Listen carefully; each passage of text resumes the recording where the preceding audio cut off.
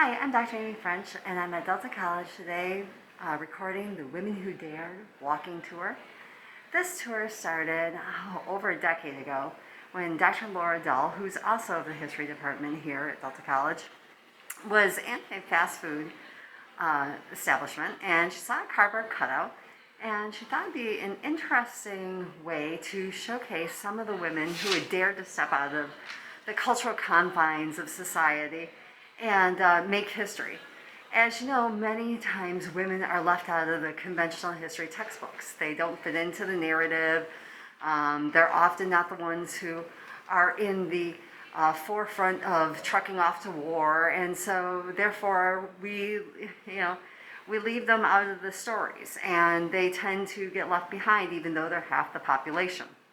So for Women's History Month then, I wrote a grant, and we were able to get funding for what started as a small collection and then grew every year to include more and more women. Right now we're looking at Artemesia Gentileschi.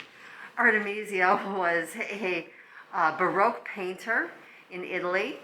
She, of course, was totally stepping out of her confines because she was the first female painter to become a member of the Accademia d'Arte del Disegno in Florence. And so her father had been an artist, and she was an artist, and so it was completely unheard of that she would even dare to be a painter. And then across the hallway, we have Xiang Jingyu. She was a pioneer of the women's movement in China, reading articles about problems in China that women faced, and she founded the China's Women's Federation, and really was part of a huge feminist movement there. And then across down the hall we have Madame Curie, and here we have Marie Curie.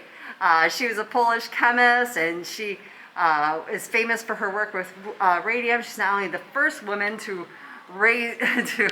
she's a very tall woman, to win a Nobel Prize, but she's also the first to win it in 2 fields. And so we'll head on down to the library, and we have some more women down there, and let's see who we can uncover. And here's Rosa.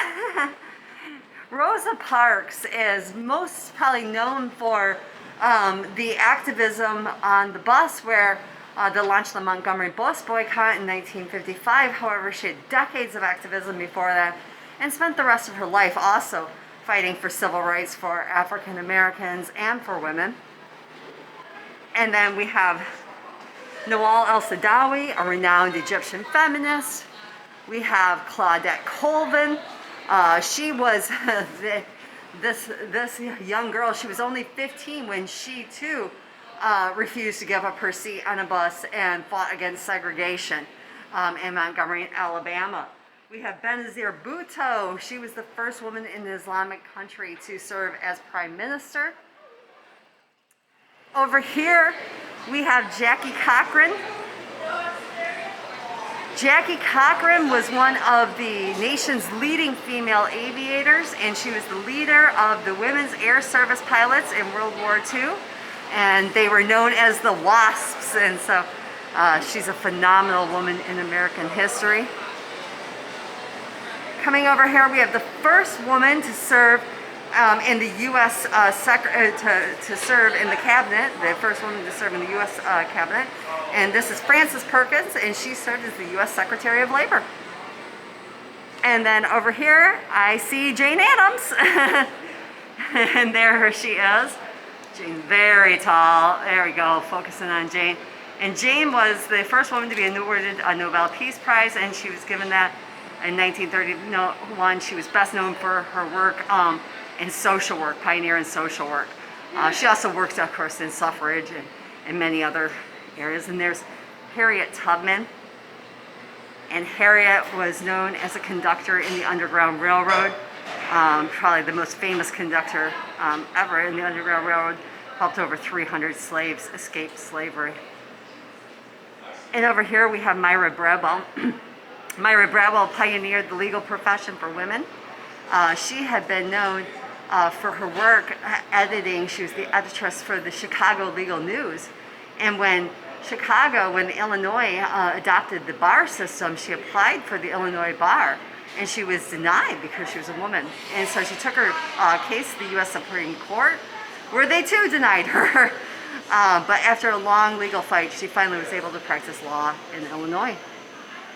And then, lastly, over here in this area of the college, we have Joan of Arc.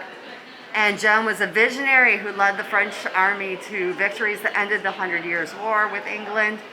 And she dressed as a man, she dressed men as equals, and she led men into battle. And so that concludes this area of the college. I'm going to sign off for now, and then I'm going to come back and show you some more of the women who dared in a little bit.